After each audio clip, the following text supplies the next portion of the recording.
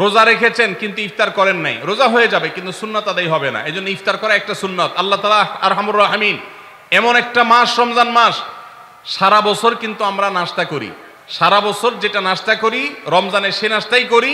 পার্থক্য হলো সারা বছর নাস্তা করি সকালে, রমজানে নাস্তা করি সন্ধ্যায়। মানুষ দীর্ঘ সময় না খেয়ে থাকার পরে যে খাবার খায় সেটাকেই ব্রেকফাস্ট বলে, সেটাকেই নাস্তা বলে। আরবিতে যে ইফতার বলা হয়, এই ইফতার শব্দের অর্থ কিন্তু নাস্তা। ইফতার শব্দের অর্থ কি? নাস্তা। সারা বছর নাস্তা খেলে কোনো সওয়াব হবে, কিন্তু রমজান মাসে আপনি যদি সারাদিন উপবাস থাকার পর সন্ধ্যায় ব্রেকফাস্ট করেন অর্থাৎ ইফতার করেন, তাহলে আল্লাহ তাআলা আপনাকে সুন্নাত পালন করার সওয়াব দিবেন। ইফতার আবার তাড়াতাড়ি করা আরেকটা সুন্নাত, এটা 7 নম্বর আমল। ইফতারটা একটু তাড়াতাড়ি করা। তাড়াতাড়ি করা মানে কি? সূর্য ডুবার 2-4 মিনিট আগে। কি বলেন? তাহলে তাড়াতাড়ি কেমনে হলো? তাড়াতাড়ি মানে হলো সূর্য ডুবার সাথে সাথে করা, বিলম্ব বা দেরি না করা। নবী করিম সাল্লাল্লাহু আলাইহি ওয়াসাল্লামের এই হাদিস আবারও আমরা স্মরণ করি। তিনি বলেছেন, লা ইয়াজালুন নাসু বিখাইরিন মা আজ্জালুল ফুতুর ওয়া আখারুস সুহুর। এই মানুষ, এই উম্মত ততদিন কল্যাণের উপরে প্রতিষ্ঠিত থাকবে যতদিন তারা ইফতার তাড়াতাড়ি করবে আর সাহরি দেরিতে করবে। ইফতার তাড়াতাড়ি করা এর মানে হলো সূর্য ডুবছে আর দেরি করবেন না। শিয়ারা এবং ইহুদিরা, তাদের মধ্যে রোজা আছে, ফাস্টিং আছে, তারা সেই রোজায় ইফতার করে হলো চতুর্দিক অন্ধকার হয়ে যাওয়ার পর, সূর্য ডুবার পর পর ইফতার করে না। তো এই জন্য নবী সাল্লাল্লাহু আলাইহি সাল্লামের আদর্শ হলো তার বিপরীত, অর্থাৎ সূর্য ডুবার পর পর ইফতার করে ফেলা, অতিরিক্ত বিলম্ব না করা। ইফতারের দোয়া জানা আছে ভাই? কি দোয়া? আমরা একটা দোয়া কমন জানি বাংলাদেশে মানুষ, সেটা হলো আল্লাহুম্মা লাকা সুমতু আলা রিজকিকা আফতারতু। এটাও হাদিসে বর্ণিত হয়েছে, কিন্তু হাদিসের সনদ নিয়ে অনেকে কোনটা নিয়ে আলাপ তুলেছেন, প্রশ্ন তুলেছেন। আল্লাহুম্মা লাকা সুমতু মানে হলো, হে আল্লাহ, আপনার উদ্দেশ্যে রোজা রেখেছি, ওয়া আলা রিজকিকা আফতারতু, এবং আপনার দেওয়া রিজিক দিয়ে ইফতার করেছি। আর ইফতারের আরেকটা দোয়া হলো যাহাবাজ জামা ওয়াবতাল্লাতিল উরুক ওয়া সাবাতাল আজরু ইনশাআল্লাহ। এটা একটা দোয়া। যদি এগুলো দোয়ামূলক নয়, আমরা দোয়া বলছি, এটা মূলত আল্লাহর কাছ থেকে একটা প্রত্যাশা। এর অর্থ হলো যাহাবাজ জামা, আমার পিপাসা দূর হয়ে গেছে। ওয়াবতাল্লাতিল উরুক, আমার শিরা উপশিরাগুলো সব সিক্ত হয়ে গেছে। ওয়া সাবাতাল আজরু ইনশাআল্লাহ, এবং আল্লাহ চাহেন তো এই রোজার বিনিময় আমার সাব্যস্ত হয়ে গেছে, আল্লাহর কাছে এটা স্থির হয়ে গেছে। এটা হলো ইফতারের দোয়া। ইফতারের দোয়াটা কি ইফতারের আগে করব না পরে করব? ইফতারের দোয়াটা যারা ইফতারের আগে করার পক্ষে তারা হাত তোলেন। অল্প সংখ্যক মানুষ। আর বাকিরা সবাই কি পরের পক্ষে না মাঝখানের পক্ষেও আছেন লোক? সব পরের। মাশাআল্লাহ, সব সূক্ষ্ম সূক্ষ্ম মাসআলা দেখি গাবতলী মানুষ জানে, মাশাআল্লাহ, অনেক অগ্রসর দেখা যায়। আল্লাহ আমাদের সবাইকে দ্বীনের জন্য কবুল এবং মঞ্জুর করুন, মাশাআল্লাহ। ভাইরা আমার, ইফতারের দোয়াটা ইফতারের পরে করতে হয়, যেটা বেশিরভাগ মানুষ জানে না, কিন্তু আমি অবাক হলাম যে এখানে বেশিরভাগ মানুষ আপনারা জানেন, মাশাআল্লাহ, নলেজেবল মানুষ, বোঝা গেছে। ইফতারের দোয়ার অর্থের দিকে তাকালেই তো বোঝা যায় এটা আগে না পরে। দোয়ার অর্থের মধ্যে তাকালে আমরা দেখতে পাচ্ছি যে আল্লাহ শিরা উপশিরা সিক্ত হয়ে গেছে, পিপাসা দূর হয়ে গেছে, এগুলো তো ইফতারের পরেই হয়। অবশ্য আমি অর্থ আগে বলে দিছি, সেটা দেখে হয়তো আপনারা অনেকে বুঝে ফেলছেন, মাশাআল্লাহ। তো যাই হোক, ইফতারের শুরুতে বিসমিল্লাহ বলে ইফতার করব, আর শেষে এই দোয়া পড়ব। আল্লাহ আমাদেরকে আমলের তৌফিক দান করুন। আমরা যখন ইফতার সামনে নিয়ে বসে থাকি সন্ধ্যাবেলায়, ভাইরা আমার, সারা বছর নাস্তা তো আল্লাহ তাআলা কম হোক বেশি হোক সবাইকে করার তৌফিক দেন। আমরা সবাই তো কম বেশি নাস্তা করি সারা বছর। আপনি যদি বুফে গিয়ে 100 আইটেমের নাস্তা দিয়েও আপনি খাবার গ্রহণ করেন, সকালের ব্রেকফাস্ট আপনি খান, ইফতারের সময় মাত্র 2-4টা আইটেম নিয়ে বসে থেকে আজানের জন্য, সূর্য ডুবার জন্য যে অপেক্ষা করেন, ওই অপেক্ষার সময় যে অবর্ণনীয় স্বাদ আর তৃপ্তি পাওয়া যায়, পৃথিবীর সমস্ত খাদ্য গ্রহণের মধ্যেও এই তৃপ্তি বা স্বাদ নাই। নবী সাল্লাল্লাহু আলাইহি সাল্লাম সেজন্য বলেছেন, লিসসাইমি ফারহাতান, রোজাদার ব্যক্তিকে 2টি আনন্দ দেওয়া হয়, ফারহাতুন ইনদা ফিতরি ওয়া ফারহাতুন ইনদা লিকাই রাব্বি। একটা আনন্দ হলো ইফতারের সময়, অবর্ণনীয়, ভাষায় প্রকাশ করবার অযোগ্য, কি ভালো লাগা কাজ করে ইফতারের জন্য আমরা বসে আছি, খাবার সামনে আছে রকমারি, শীতল শরবত সামনে আছে, রকমারি খাবারের পসরা সাজানো আছে টেবিলে, দস্তরখানে, এদিকে পেটে ক্ষুধাও আছে, কিন্তু আমরা মিনিট গুনছি, আমরা সময় দেখছি, ঘড়ির দিকে তাকিয়ে আছি সূর্য কখন ডুববে।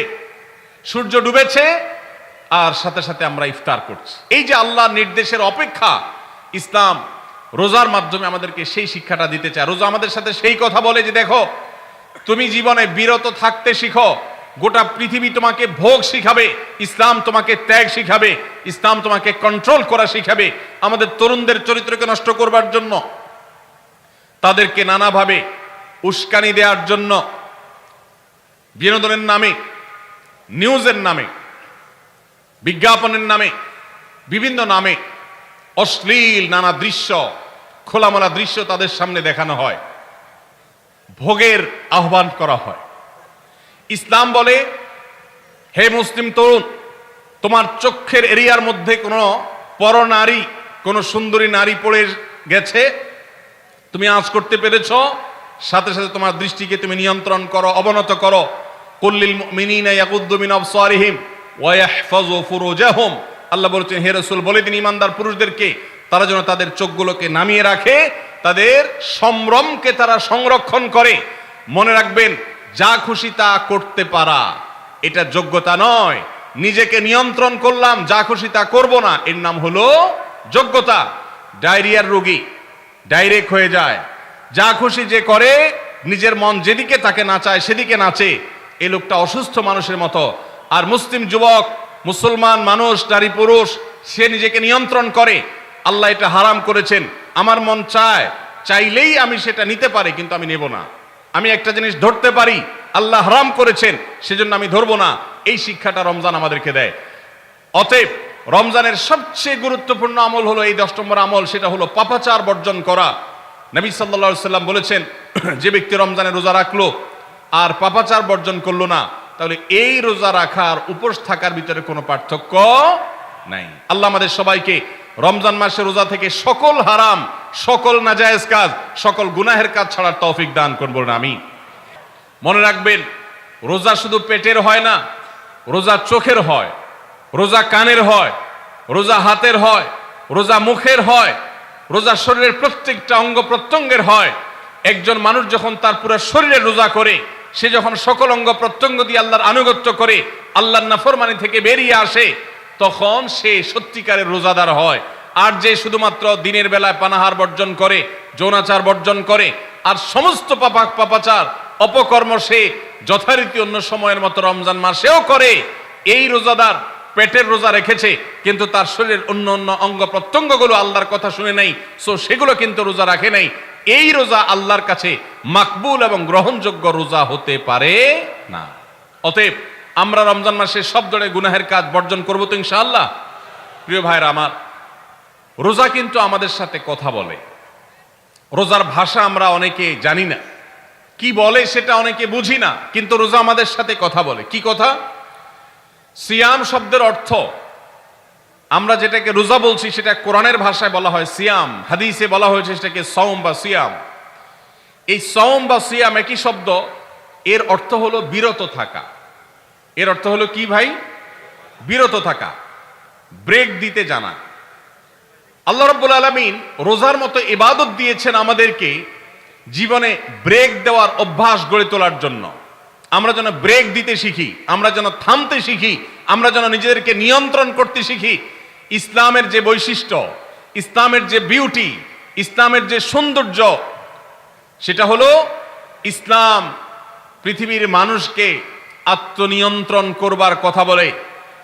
আজ ভোগবাদী পৃথিবীর যেদিকে তাকাবেন, চতুর্দিকে দেখতে পাবেন শুধু ভোগের হাতছানি। দুনিয়াটা মস্ত বড়, খাও দাও আর ফুর্তি করো, শুধুমাত্র ফুর্তি ফুর্তি এবং ফুর্তি, ভোগ এবং ভোগ এবং ভোগ। গোটা পৃথিবী আপনাকে ভোগের কথা বলবে, ত্যাগের কথা বলবে না। ইসলাম আপনাকে ত্যাগের কথা বলে। আপনি ঈদ উদযাপন করবেন, ঈদ উল ফিতর, সেখানে পর্যন্ত ইসলাম বলে আগে গরিবের বাসায় ফিতরা পৌঁছাবে, তারপর তুমি ঈদগাহে যাবে, ঈদের আনন্দ করবে।